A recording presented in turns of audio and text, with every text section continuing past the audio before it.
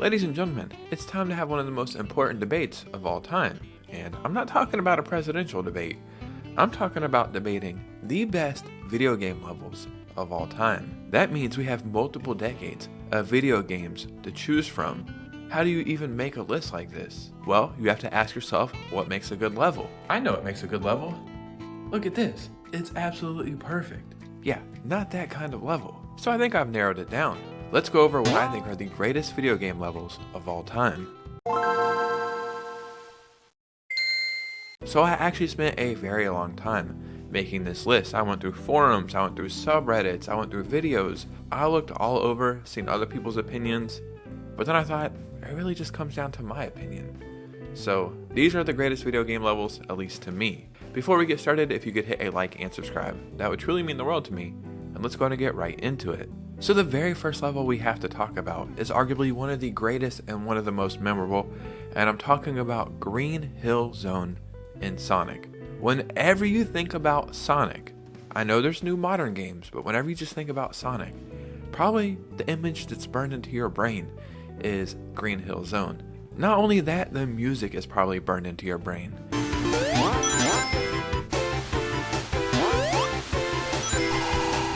I really don't know if Sonic would have became so popular if it wasn't for that very first level. Like, maybe they started with level 3 or level 4 for the first level. I don't think it has the same appeal.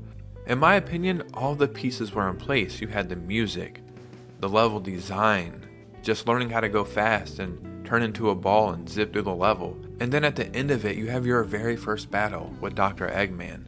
It is all so damn perfect.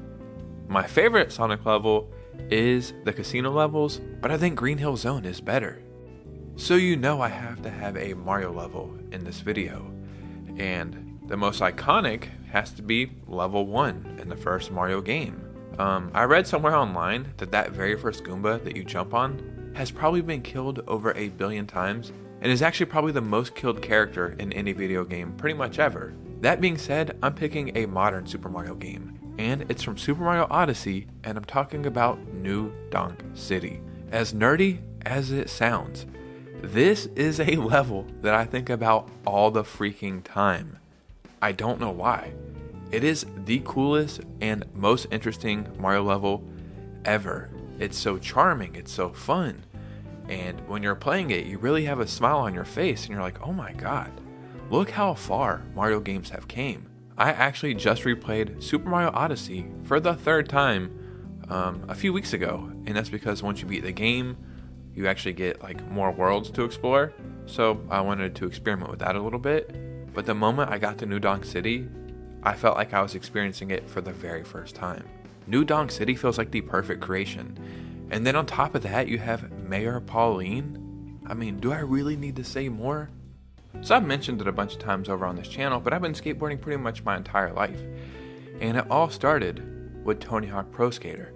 And not the actual game, the demo disc, which I actually have right here. And this came with Crash Team Racing, Final Fantasy 7 or 8, Ape Escape, Cool Borders 4, and Tony Hawk Pro Skater. And I'm pretty sure you could just play the first 2 levels over and over. The warehouse level in Tony Hawk Pro Skater 1 is one of the most iconic video game levels of all time, and I think it's one of the best video game levels of all time. It just works perfectly. From the very moment you start your first run in the warehouse and you crash through that glass and then the Tony Hawk Pro Skater soundtrack starts playing, there's almost no better feeling than that in all of gaming. And whenever I play Tony Hawk Pro Skater 1 now, even in 2024, it takes me straight back to my childhood. Like, I really feel like I'm in my little crappy bedroom that I had, ordering Pizza Hut, playing PS1, and drinking Mountain Dew. Some way, somehow, even in the new Tony Hawk Pro Skater remakes, like whenever you play the warehouse, they somehow capture that same exact feeling.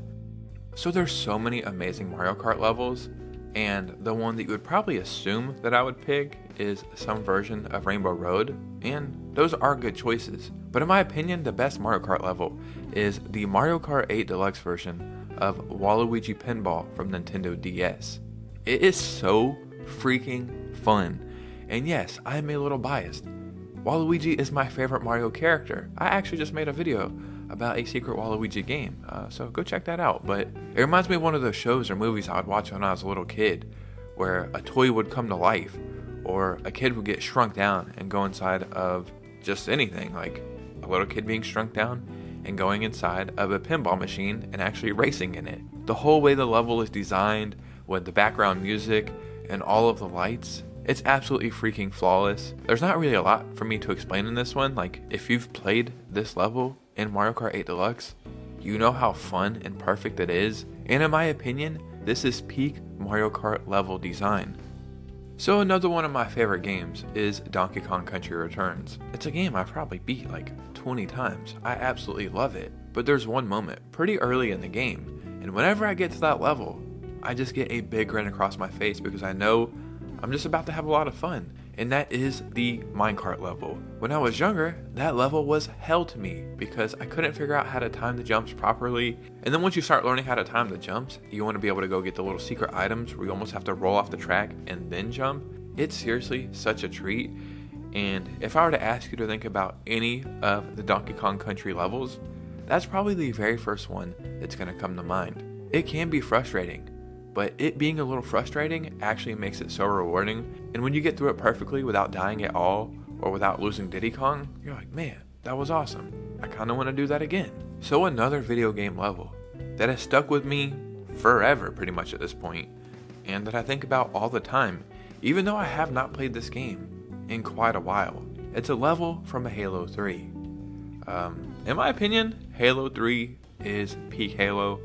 It's as good as it ever was, and the way it's looking, it's pretty much as good as it's ever gonna be. But the level I'm talking about is the Covenant. I think this level takes you around 30 to 45 minutes, so it's a longer level. And when you first start playing it, you're like 5 minutes into the level, you're like, alright, this is just another standard level. But then it turns out to be a masterpiece. And I truly mean masterpiece. I was reading about it online, and somebody described it perfectly. It has beach landings, driving warthogs, close space combat, air combat, fighting alongside the Flood, killing Truth. I can't remember what those giant purple spider things are called. It has not one, but two of those. And it feels like such an epic moment that if they would have ended the game at the end of that level, I'd have had no problem with that. But I'm pretty sure it's actually building up to the final part of the game. And just talking about it right now is hyping me up. I need to go back and play this.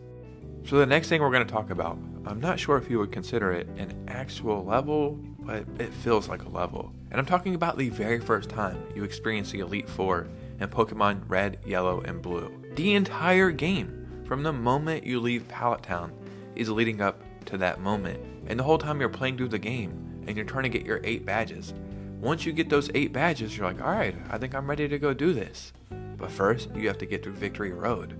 So that's its own challenge in itself. And then once you actually beat all of the Elite Four, you're like, okay, I did it. I'm a Pokemon Master.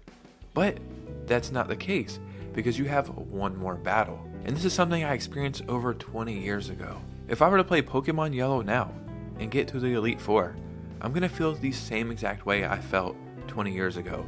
It is such a special moment. And then once you finally beat the last battle and they register your Pokédex, you really do feel like a Pokemon Master. So the last level we're going to talk about is from a Legend of Zelda game. And when I say level in a Legend of Zelda game, what we really mean is dungeons, but they are technically levels. Even though Wind Waker is my favorite Zelda, my favorite Zelda level of all time, I think, is from Ocarina of Time. There's so many temples and great dungeons in that game.